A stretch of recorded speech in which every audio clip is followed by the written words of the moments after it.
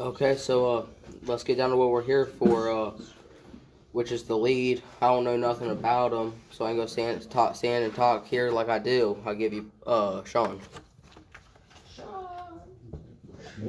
He ran. He did the dash and dine. He did the dash and dine. He's saying his prayers. He's saying his prayers. Thank God.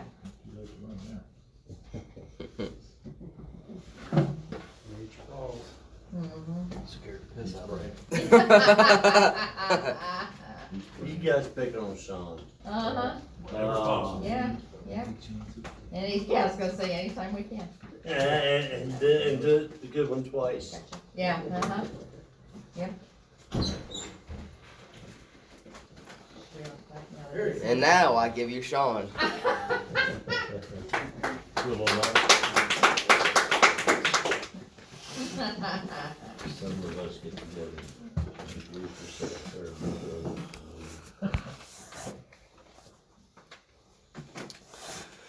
Hey everybody, I'm Shaun Hood. I'm an alcoholic. Glad to be here tonight. Thanks for the invitation. See, my home group is the Common Solution Group in Columbus. It's a closed discussion group. Meet every Monday night at 8:30. My sobriety date is April 25th, 2016. And I've got a sponsor who's got a sponsor. So I've what I've been taught here as far as a lead is I'm supposed to talk about what my life was like, what happened, and how my life is today. And I can start out by saying that AA is the greatest thing that's ever happened to me. Better than getting married, better than anything in my life, because it's literally saved my life. Not only that, but it has provided me with a relationship with God that has improved every area of my life. I grew up in a really small town called Ada, Ohio. It's a village of about 2,500 people. Grew up with both parents. I'm the oldest of 3 children. And there's no alcoholism, no drinking in my direct family. So in my house, I didn't grow up with alcohol around.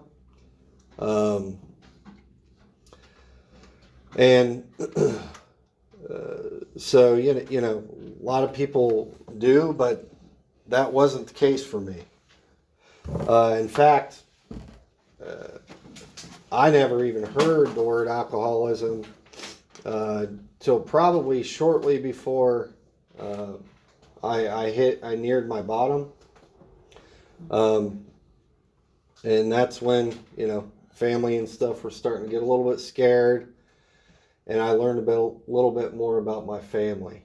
But I grew up, I grew up not wanting for anything. As far as, food, did well in school. What I like to say, and this was absolutely true, not only to me, but this was actually taught to me, was from the outside, everything looked great in my world.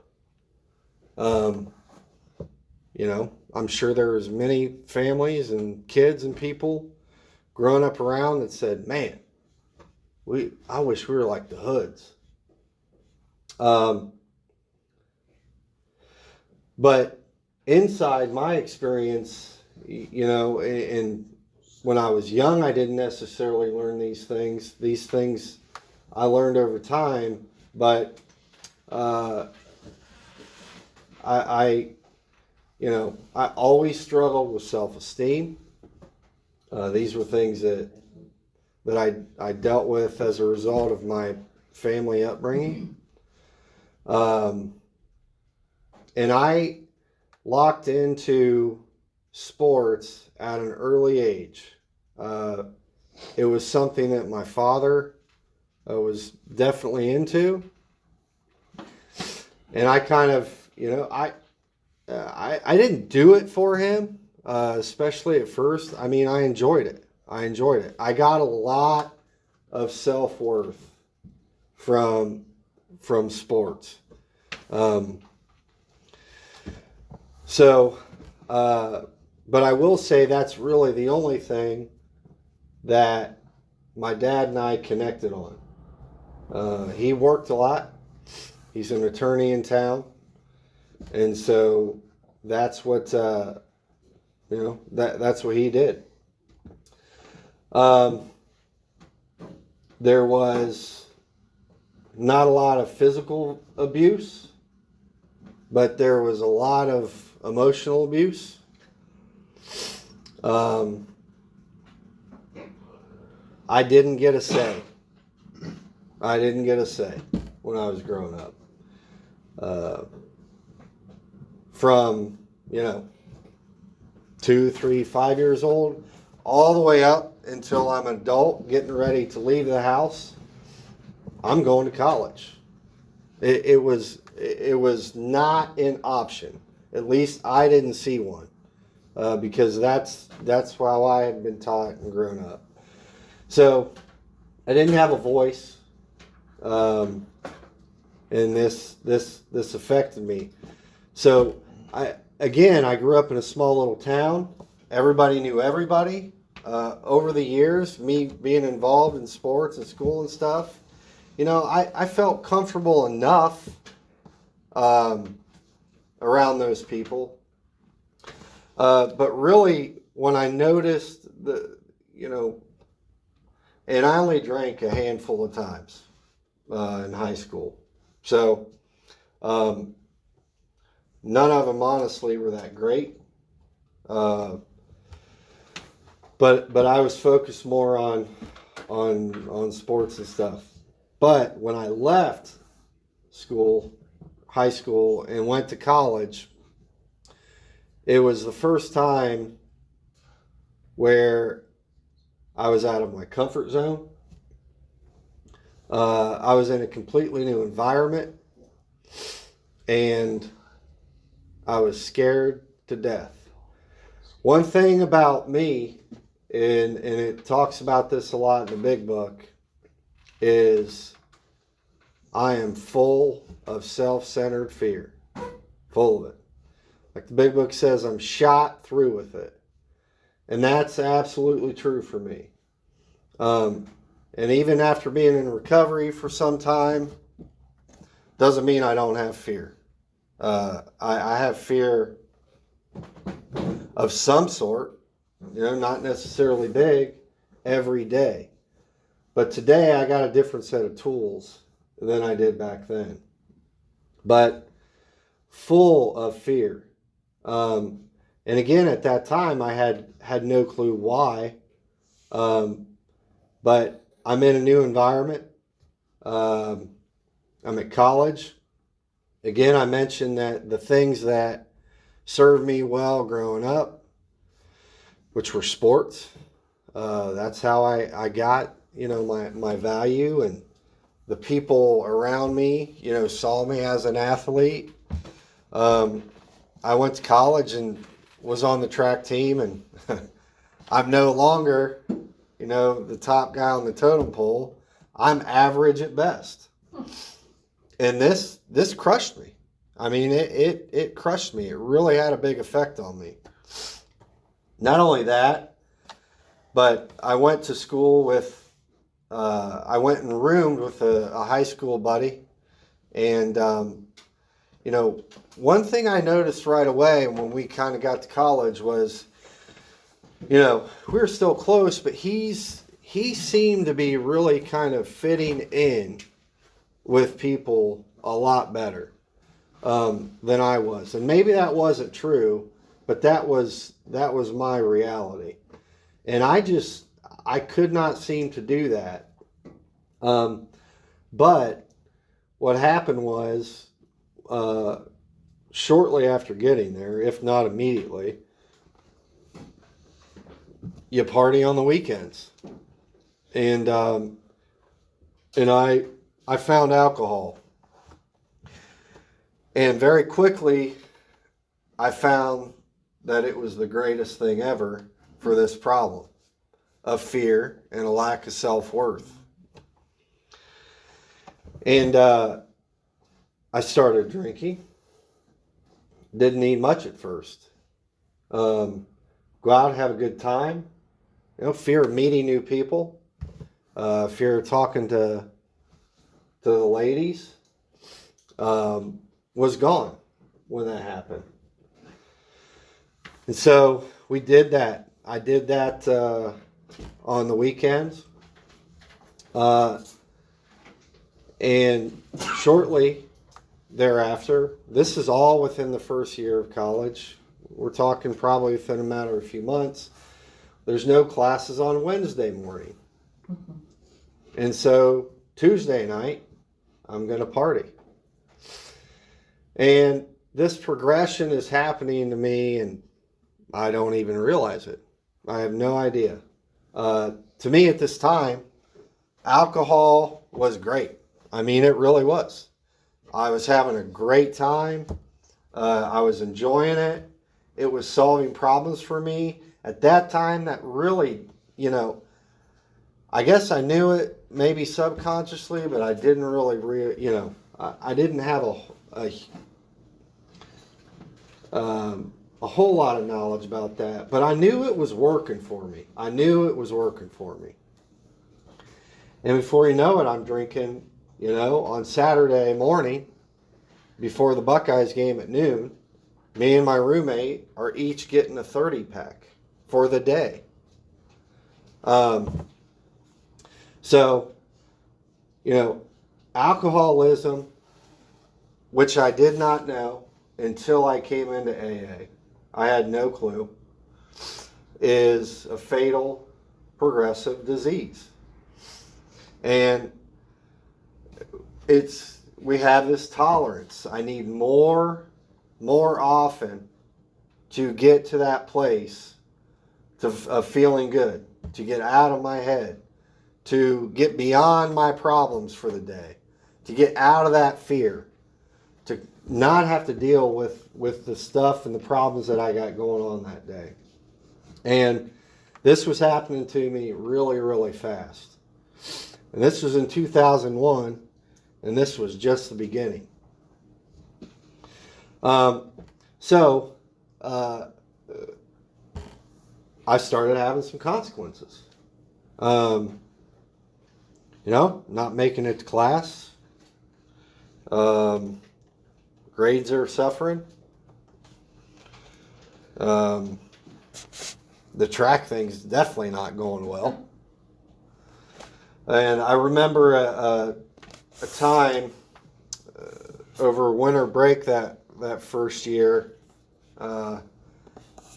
we had our first track meet, and we wore these speed suits. These are hideous, like singlets that we wore. And this is indoor track, and I had probably by that point already put on 15 pounds, And I came home, and my brother and my dad made a comment about my weight. And they were just, I don't know. To me, it crushed me. It crushed me. And these are the types of things that happen to me starting this big, that even at 18, 19 years old are still happening. And I got I don't have any reinforcement. I don't have anything from my father, who I look up to and I want to make him proud. I'm not getting these things from my father, and I never did. But I remember that. I distinctly remember that like it was yesterday. Not that that was a catalyst for what happened next, but that's just an example of kind of the things that I dealt with in my home and how it affected me. But I went back after break, and the drinking just kept going and kept going and kept going. And at this point, about a year and a half into college, things are not good. I'm getting some pressure from my parents about your grades. They're asking me. Internally, I'm not feeling good about things. And I do, as we talk about my first, I'm going to make my first attempt to control or change my drinking. There's a paragraph that we read in our home group that talks about the things that we do. And I decided what I needed to do was I'm going to join the Army, get back into a disciplined environment. And, in my great wisdom, this is going to help me get back on track and control my drinking. And I mean, I meant it. I thought it would work. At this point, I know nothing about the disease of alcoholism. So that's what I did. I joined the Army Reserves. I left college.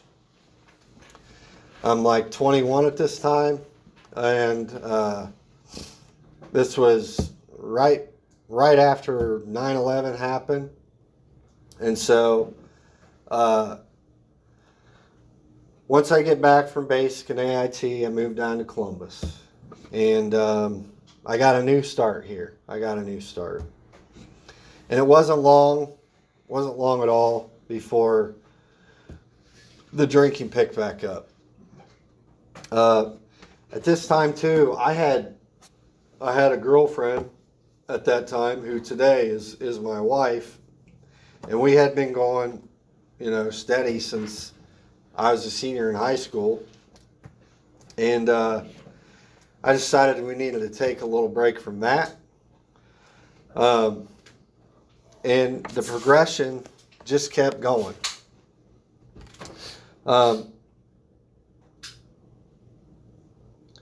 What I've learned about alcoholism is that my drinking is just a symptom of my problem. I drink because I've got problems. I have a thinking problem. I can't live life on life's terms. I don't know how to handle situations. Like Delmar says, with promises, we start to learn how to handle situations. But I had no tools to deal with these things. I had none. And so I drank. Like I said, I learned at 18 that this worked. It temporarily fixed the problem. And so I continued doing this. Well, needless to say, after joining the Army, things didn't get better. I went overseas in 2005 for a year to Iraq. And the reason I bring that up is because there is no alcohol allowed in theater overseas. Well, I am dying for alcohol. I am really brittle over there, man. On top of all the shit that's going on, I don't have my medicine. And this is a real problem. So, Molly and I just got back together right before I went overseas. And so she starts sending me alcohol. And it was a godsend. It was a godsend. The problem is that I'm alcoholic. And when I start drinking, I'm not stopping until it's gone or something happens. And I'm over there with 150 people and me and one other guy. I end up getting in trouble because my drinking was out of control, doing 45 days extra duty. That doesn't happen to a normal person. That happened to me. Got demoted, lost 2 ranks, lost money. I thought nothing of it. So I came home, ended up getting married.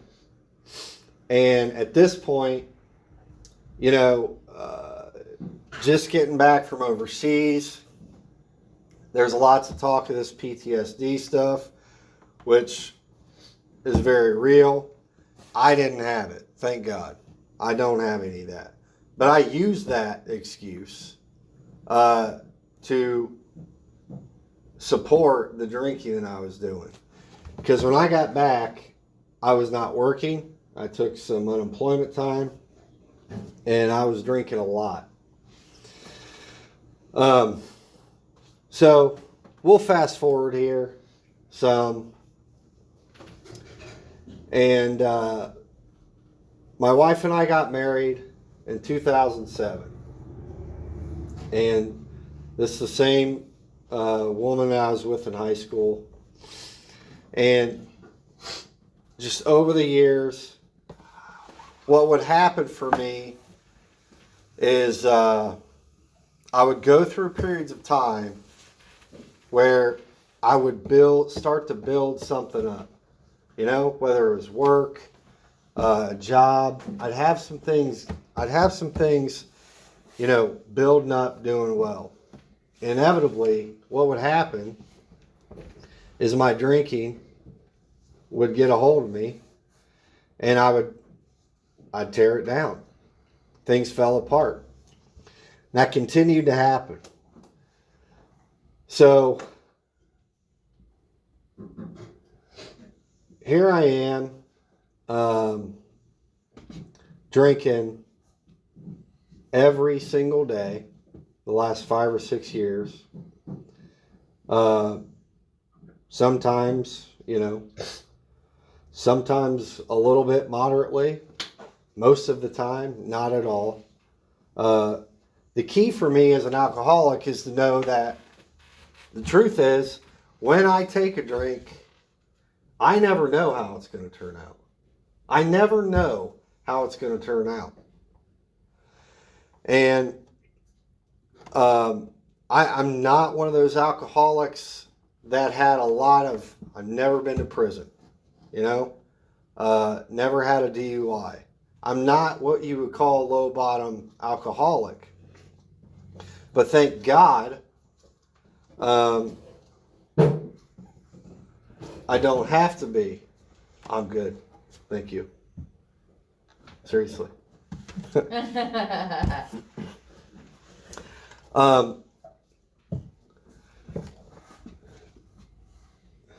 So 2015,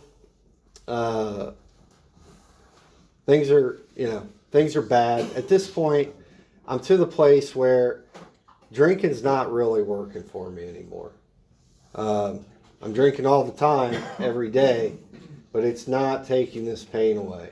It's not taking this fear away. I had quit a job because I was drinking on the job all the time, and I knew I did not want to be called out on that. What I ended up happening is I was back to the job cutting grass that I had started doing when I first went to college. So things are not going well. I'm at a place where I don't even want to look in the mirror at myself in the bathroom anymore. Because I don't know why. I've tried everything up to this point to either control my drinking. A few times I said I wanted to quit when it was really, really bad. But I never, you know, it was mostly just wanting to control it. My life was out of control, and I didn't know what to do. I did not know what to do. And I woke up I believe it was a Tuesday, and I don't say that because the story about Jim in the book says that, but I think it was a Tuesday. And I woke up, and it's about 8 o'clock, and Molly's getting ready for work. I go out for a glass of, I already have a whiskey and a cigarette. And I'm just sitting in my back patio. And I'm like, I cannot do this anymore. I can't do this anymore. But then the other thought came into my head. And that was, I can't imagine my life without this. And that was the scariest thought. Here I am. I'm literally at a point where there's no answer for me. I can't do this anymore. But the only thing I know how to do that works, has ever worked to solve these problems is drink. So I was scared to death. I was scared to death. And as I said, I'd not really, there's alcoholism in my family. I did not know about it, which is a disservice to alcoholics. But my dad's dad was an alcoholic. He was sober the last 9 years of his life. I didn't know about this till the very end. My mom's grandpa was an alcoholic. Never knew about that. My dad's brother died of the disease, who I did spend quite a bit of time with. I drank with him. He died right before I came home from Iraq. But I never put, I never put the things together. I didn't know really what my options were. And so when I'm sitting there that morning, I remember I did a lot of running in Gahanna, and I ran by this place called Parkside a lot. It was right across the street from the golf course, and I used to go by it a lot. So all I knew to do was call Parkside. And thank God for that moment. I was so scared that I really think, I was at a point to where I'm going to, for the first time, instead of trying to figure something out on my own, I'm going to try to seek some help for something. So I called Parkside, and they put me in, and I spent 21 days in Parkside. Parkside's kind of where my story gets really good, and I'm going to tell you why. So this is the first time in probably 10 years that I had gone 21 days without drinking. But what happened at Parkside that kind of changed everything for me was they allowed people to come in and speak at Parkside. And so, I was trying to do this thing at that point. I was beat down. And so I'm listening. I'm listening to what these people are telling me to do. They're like, go to these meetings in here. So I'm going to these meetings. And one night, this guy comes in, and he's sharing his story. And he's talking about alcoholism. And I'm really jiving with this guy. I'm liking what he says. He seems serious about this, which I hadn't really heard since I had been in there. And so he finishes, and, some people go up to him, but I'm too much of a chicken shit to do that. So I'm just sitting there, But one of the guys I was in there with, I saw him up there talking to him. And the reason this is important is because I was supposed to get out of Parkside later than I did. And they came to me on Monday morning and they said, hey, you've been a good old boy, Shaun. We're going to let you out a little bit early. And so I'm scared. I'm scared. Here it was, I'm just in here kind of in the moment, still beers on my breath. I don't know what's going on. And it's safe in there. And now they're like, you're going to go back out there. And I did not have really any direction. Now, I did get a sponsor while I was in there, like the last 7 days, because that's what they told me to do. And this one guy came in there, and he was talking about his Catholic upbringing, and that was a connection for me.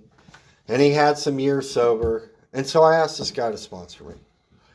I talked to him one time while I was in there, and then I called him on the day I was leaving, because I'm like, I need to ask this guy what the hell to do here. So he told me to write he told me to write a gratitude list, and then we were going to meet and talk about it. I don't know if it was that day or not, but that was his direction for me. All I knew was, man, I got to go to a fucking meeting today. I got to find a meeting when I get out of here. So, the guy who spoke that night that I really liked, he talked about his home group. He said when it was and where it was. And the guy that I saw talking to him, I went to him that day and I said, hey man, did you get that information for that guy's home group? He did. So I got that information. And on that Monday night, it was January 4th of 2016, I ended up at the Common Solution Group for my first real AA meeting.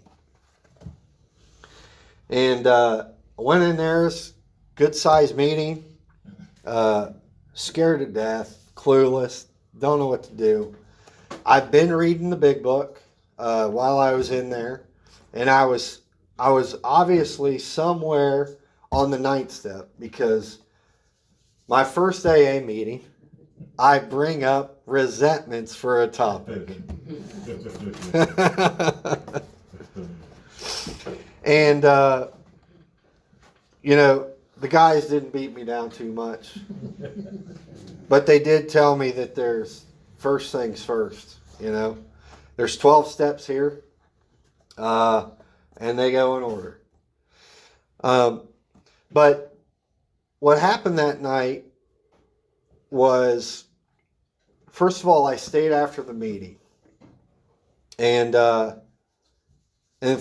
like I said earlier, this was the first time, and I believe with certainty that this was God giving me some grace and an opportunity to get sober and to do this thing, because I was open-minded. I was willing to hear things that had been told to me before. I would have told you to screw off. I would not have listened to. They say when the teacher is ready, or when the student is ready, the teacher will appear. And that's what happened for me that night. At our home group, that's my home group, we stay after the meeting. Way after the meeting. And that night, I was there till 2 a.m. with a guy who would become my sponsor. And we got right into things. And we talked about the first step. The minute I was powerless over alcohol, that my life was unmanageable. I knew part 1 of that step was true. But truly, remember, I'm married. I still have a wife. I have a home. I have a job. There's money in the bank. So, to me, in my short-sightedness, I it was a little tough to me to realize that my life was unmanageable. And thank God my sponsor talked with me through that. Okay, so your relationship with your wife is good? No. I mean, it's in shambles. It's in shambles. How's your relationship with your family? Not good. I have resentments here. How about any other friends? Well, the truth is, I did have at one time a handful of real friends. And I'd run them all off. Every single one of them. Not their fault. I mean, that's the smart thing to do. I was out of control. So my life was absolutely unmanageable. I did not know how to handle situations.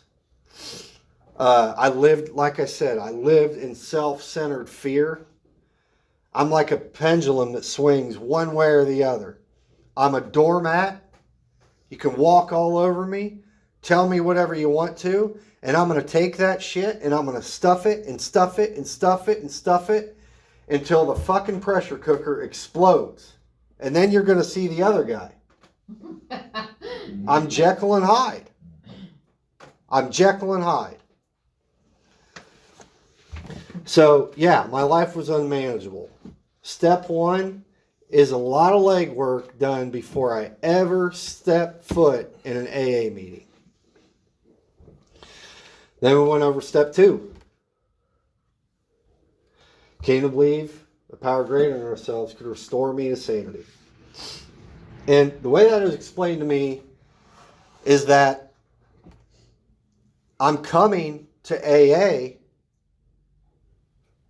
in the hope that you guys can help me with this fatal progressive disease that's absolutely killing me. And not only that, but what I learned is once I get in here and I get in the group, I take action and I'm a part of this thing, that you guys can help me with my problem, which is right here, the 6 inches between my ears. When I start thinking, especially early on, that I got a good idea, or that maybe I'm getting thirsty again, because I'm powerless. I'm powerless over this thing. So many, many times I said, I'm not going to drink today. I'm not going to drink today. 2 a.m. Somehow I make it home. I'm powerless over this shit. And so the fellowship, my sponsor, these people can help me to see that, Shaun, there's a brick wall and you're driving 80 miles an hour at it. Stop. So that's step two. And the way he explained it to me was, you're done with these. You're done with these. So this all happened, like I said, we were out there till 2 in the morning. It was fucking freezing cold too. I mean, I'm shaking. I mean, I am visibly shaking. But what a great night. What a great night. Because I left there thinking I got a shot at being all right. I got a shot. There's some hope that I can do this. Because, man, I had 15 years of just demoralization. Failure after failure after failure. And for the first time, I drove home that night thinking, damn, there's a chance for me. So, what happened with my old sponsor? I fired him. And the reason I did that was because this is my life I'm talking about. If I don't have good, sound direction and experience from somebody who's worked these steps out of the big book and had a spiritual experience as a result of it, I'm a dead man. I'm a dead man walking. So I asked this guy from my home group to sponsor me. He's been my sponsor ever since.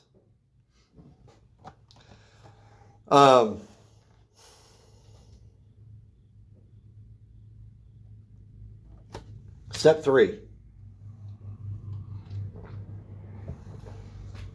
Made a decision, turn my will and my life over to the power of God as I understand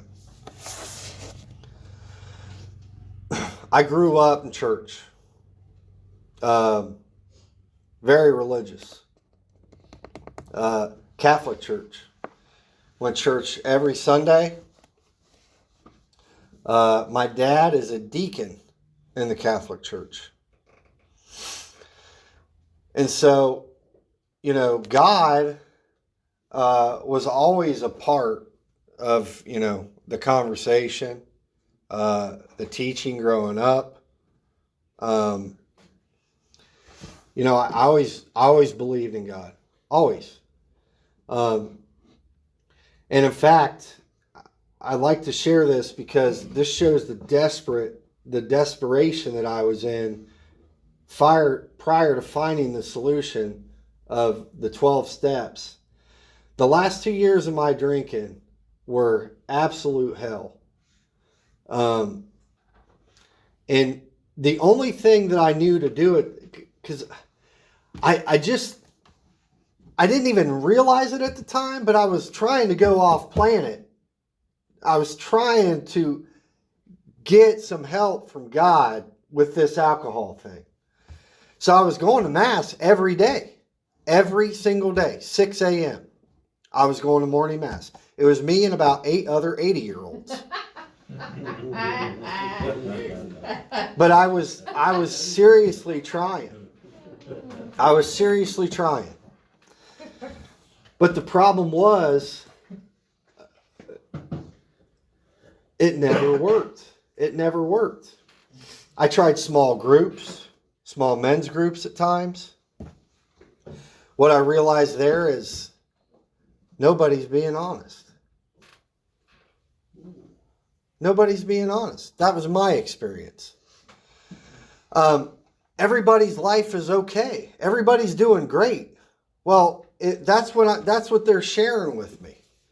And so I can't connect with these people because I know that my world, it ain't like this. It's not pretty. It's fucked up, man. And I need some help. So that's the other thing about this program, which was a great blessing and a breath of fresh air, was I came into this group, guys with 1 year, 9 months, 20 years, 30 years, 35 years. And they're telling me they have problems. I mean, they're human. They're actually human. Because what I grew up believing and what I experienced was that, and I couldn't share it with anybody because I'm afraid you're going to think that I'm nuts, that I'm absolutely crazy. What I'm experiencing in AA for the first time is people who also have these problems. I'm also identifying with their problems. Yeah, I'm dealing with that too. I think the same shit. And not only that, but they have a solution for me. So, back to kind of the God thing. I grew up in the church. I tried very hard to build a relationship and get a relationship with my higher power through what the church tools were and teachings were. But it didn't work for my alcoholism. It never worked.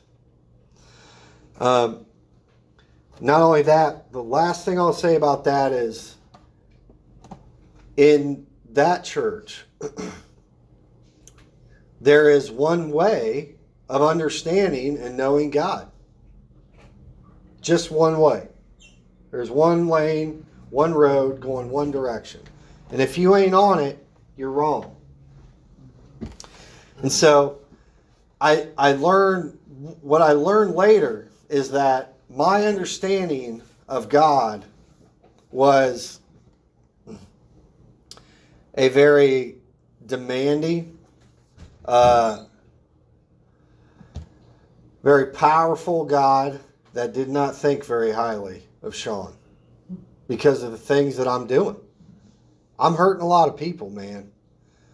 I don't mean to, but this alcoholism, I got no control over it, and I'm causing a lot of damage. So, we get to my third step with my sponsor, and we're talking about this God thing. And he asked me to explain, what is your God? Tell me about your higher power. So I do. It's the Catholic God. This damning God. This God of you got to be, and understand this is my experience. This where I have to be, I'm trying to be perfect, which I'm failing miserably at. So my relationship with my higher power is not good. And one thing he shared with me that was a lifeline, man, was that he said, Shaun, how you this whole program is based on building a relationship with a higher power, something you can get behind that's going to put wind in your sails that you can trust and rely on. And if that's your definition of your higher power that you just shared with me, how are you going to build a relationship with that? And he was exactly right.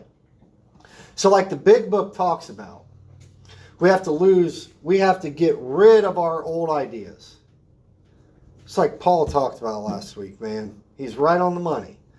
I have to lose those things. I have to be open and willing to building a relationship with the higher power of my understanding.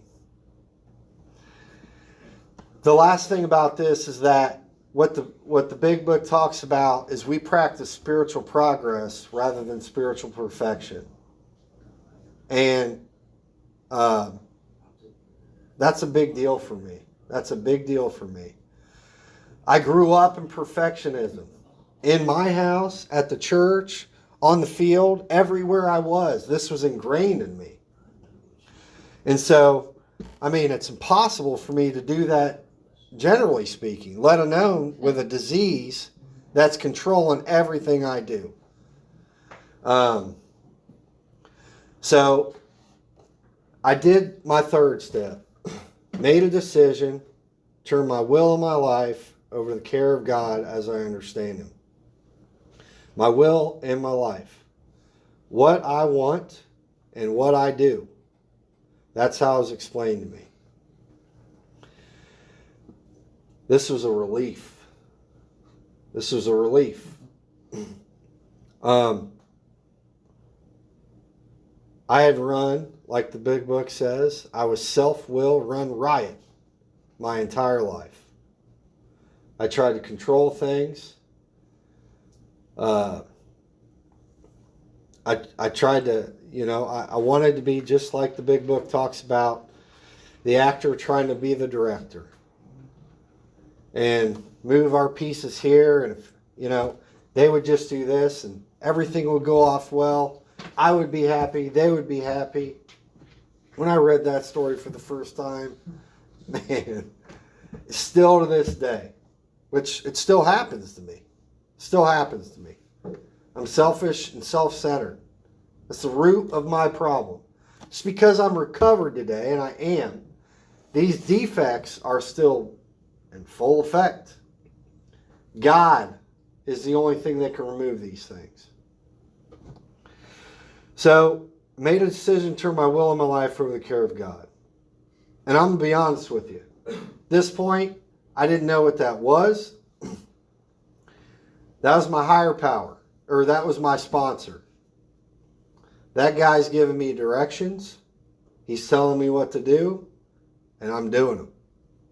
It's that simple. So there's a little blip in my recovery, and this happened a little bit later, but I'm going to share it now. So my life's getting better just because I'm not drinking here. I'm maybe 2 months of no drinking. The heat's off my ass. Wife at home is happier.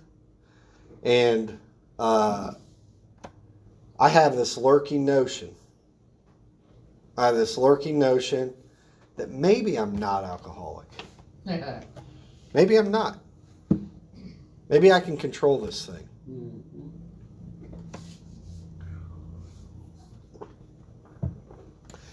And I went back out.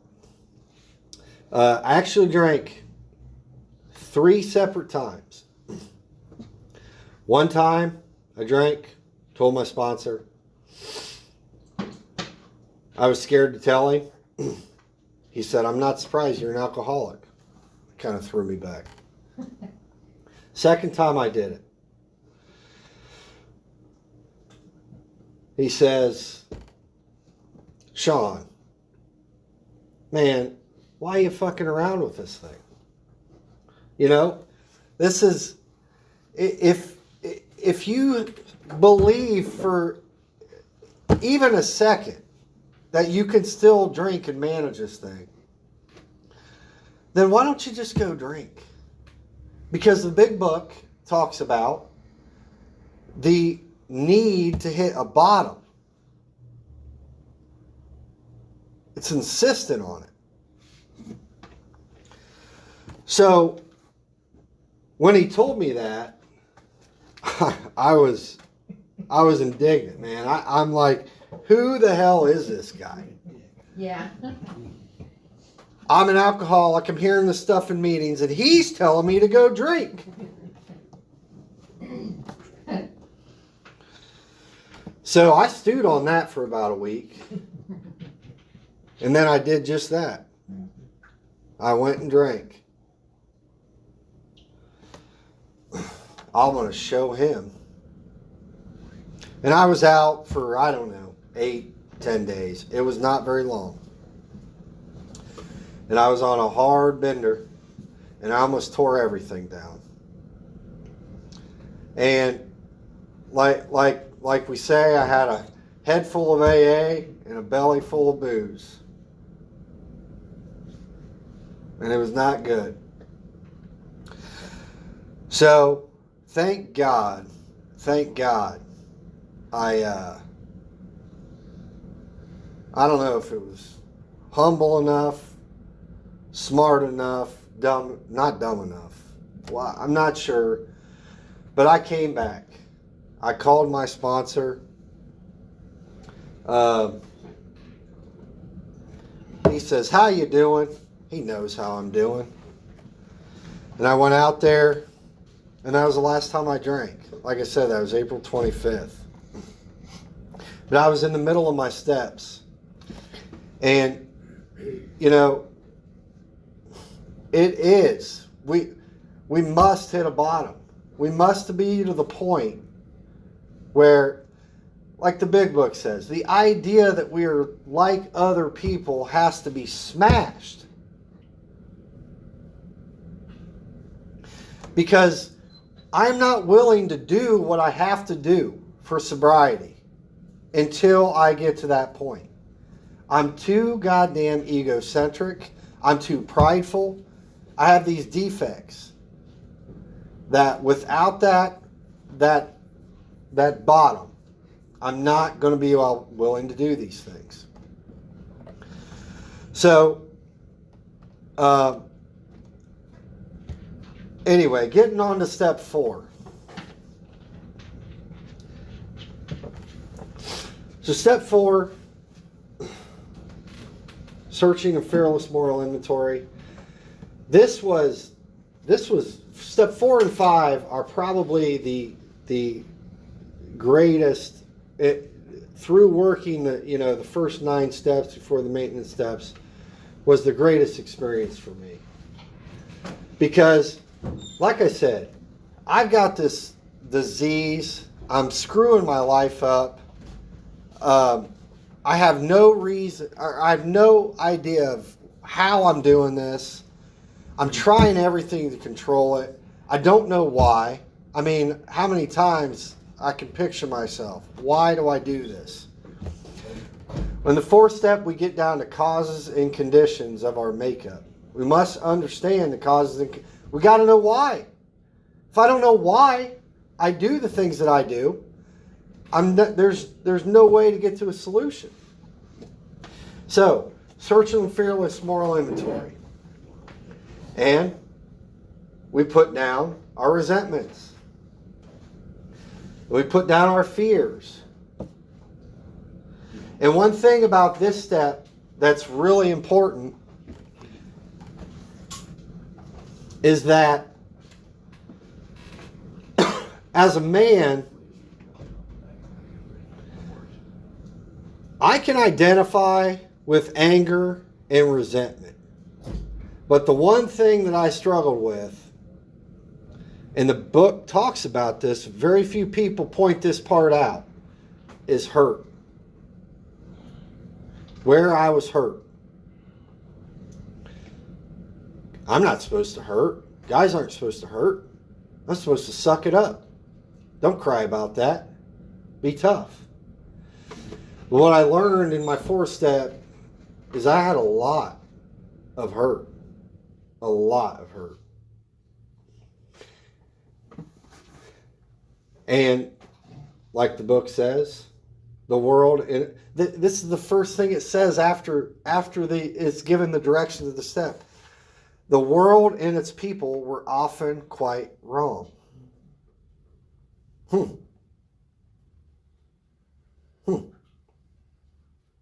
So maybe it's not all my fault.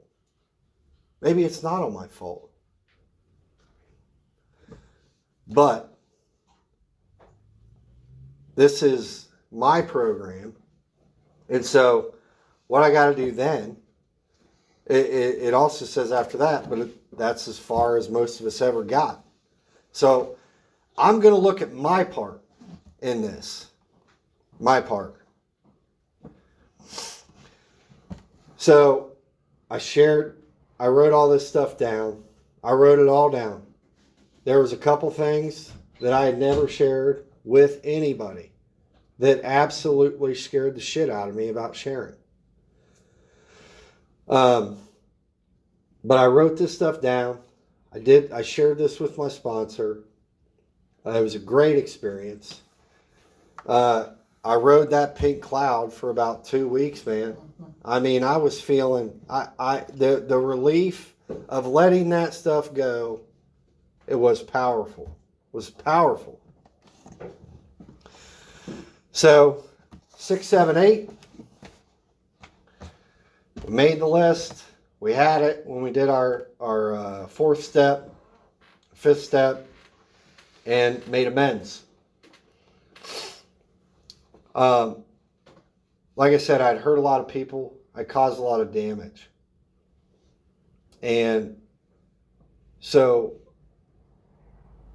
I went through my 9th step with my sponsor, each of the amends with my sponsor.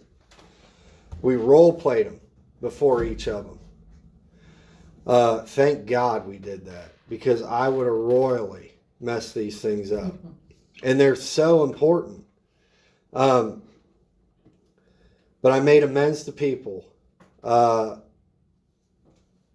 I was scared to death to do this. Just like I was scared to death to share my 5th step. And what's happening here as I'm working through these steps is that I'm starting, God's given me like examples that where I'm taking action, small little action, and God is showing up in these things, and these things are turning out good. The results are good. Not always how I want them to be, but they're good. And so I'm building up some faith in this higher power that I've got. I'm starting to build some trust and reliance on him. And so I get through my 9th step. And then I'm on to my maintenance steps. One couple of things about the amends. One of them was with a dentist that I worked for, the guy that I quit on because I was drinking, and I owed him an amends. Well, I made the amends. We're still friends today. That's God, man. That's God. That's the power of this program. Another example. These steps, this program has given me all the tools. I firmly believe this. My sponsor says this. And so far, in 6 years, it's been my experience. I have all the tools that I will ever need for life with this program. I've been given all the tools. Big Book says God will help us with our drinking and anything else that I allow him to. Anything else I allow him to. And that's absolutely been my experience. And I say that because about a year sober, I'm calling a guy about, I'm prospecting this guy who I hadn't talked to in probably 2 or 3 years. And I call him. And I say, hey, John, how you doing, man? And off the other end of the line says, why are you calling me? And I'm like thrown back for a second. I'm like, hey, man, I'm just calling to see how you're doing. And he said, dude, do you not remember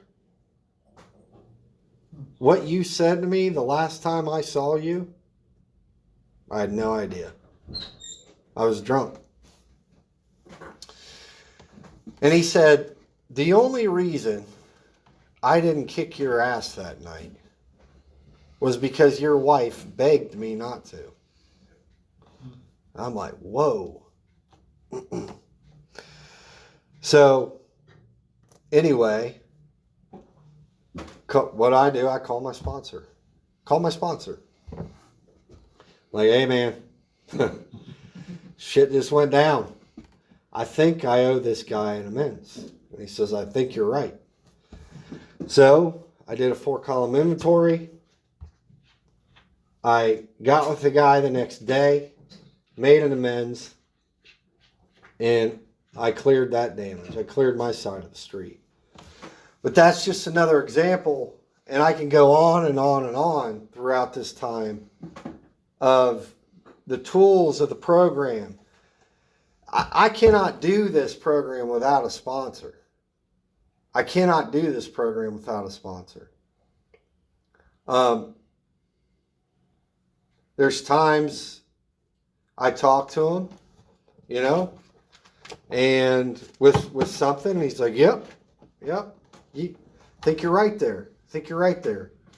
There's other times I call him with something, and he's like, yeah, you're crazy. Where are you at?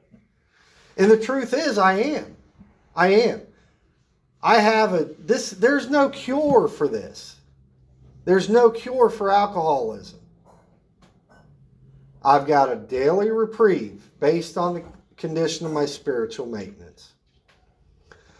So I have to, it's a spiritual program of action, and I have to keep taking the actions. I cannot rest on my laurels. So, what's my life like today? I like to share this. You know, my sponsor has said since day one, he says, you know, because life has just gotten progressively better and better and better. And he's always said, man, keep coming back. It just gets better. And that's That's absolutely been my experience. So long as I'm willing to continue doing the things that I did in my first 90 days in that step work. But if I would have written down the best possible scenario for, if my sponsor would have said, go ahead and write down the best outlook you could see for your life. Shortly after I recovered, I would have been short, way short,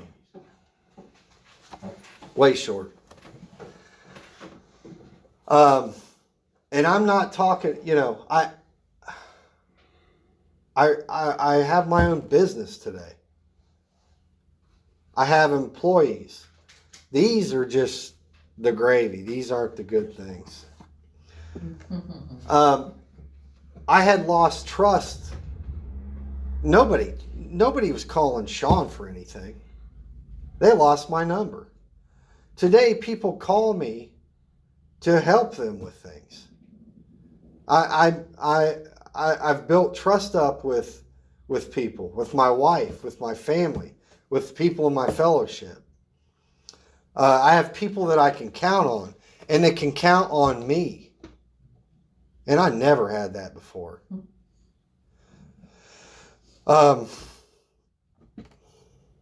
My marriage is better than it's ever been, and just keeps getting better. My wife's an Al-Anon, which is a huge blessing. And we're doing great. But I think the greatest, I have a relationship with a higher power today. And like I said, life goes on. I still have problems. I still have issues. But these are things that I can handle today with the help of my God and my sponsor. There's nothing I can't handle. And I believe that. I deal with fear, meaning I have some tools. I have the fear prayer. I can take action through it. Things that used to paralyze me. I could not handle. And if I choose to, I can be free today. I'm free from alcohol. The obsession was lifted a long time ago. But I'm talking about, real freedom. Freedom of what other people think of me. Freedom to, make choices in my life today that I never had the opportunity to do before. And I'm happy, man. I'm happy. My nickname was Smiley for years. And it's a real one. It's a real one today. Yeah. It's a real one. So, like I said from the start, AA is the greatest thing that's ever happened to me. And I'm going to continue, by God's grace, I'm going to continue doing this till the day I die. Why would I not? So, I appreciate the opportunity to share tonight, and I pass.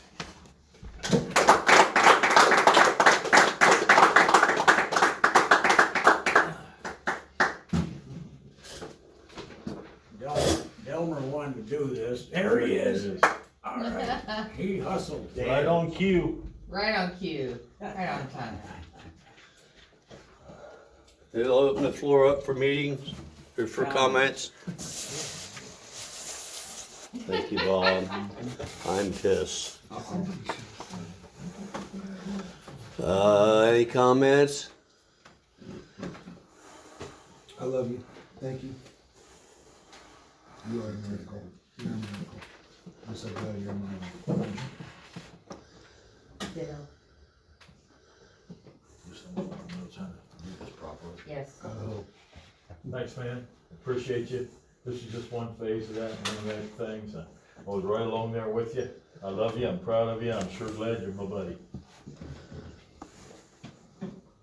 Ronnie, alcoholic. Then fuck up. That's not my name. Sean, they didn't tell you to sit down. Thanks for sharing, really inspirational story, bud. Appreciate it. Paul, Hey, Paul. thanks, man. Like, I've always enjoyed, like, when you speak up at meetings and listen to you talk, because you bring energy and conviction. And so tonight was really cool. Just, I think, to hear your story, because I think we have a lot in common. And It's true. I've always kind of like looked at you and seen what it could be like, and it's always given me hope. So that was really cool. I appreciate it. Thanks. Fucking smiley.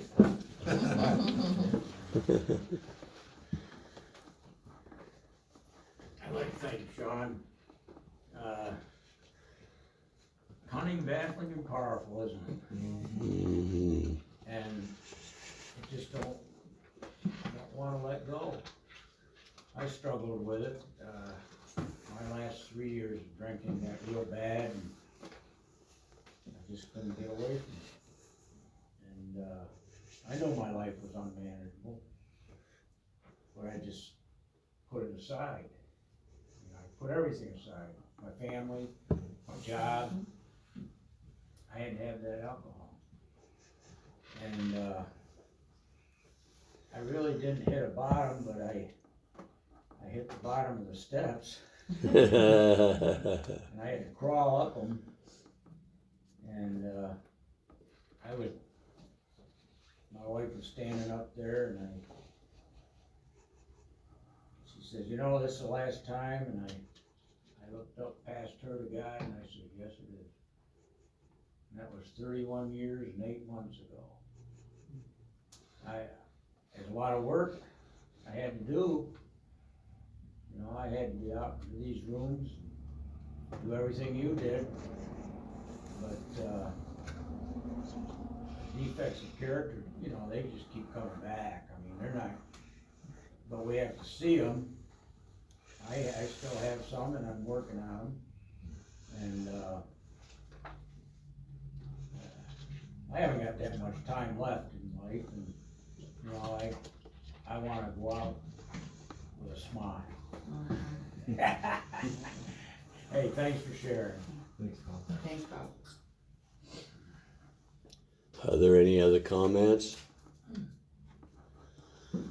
Okay, Shaun, I'm very apologetic to you about having to leave and all of this bullshit that was going on, but I am pissed.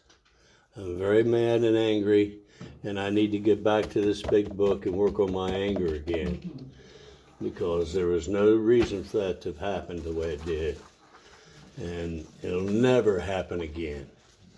I wanted to spend time with you guys, and I'm going to spend time with you guys as long as you're here.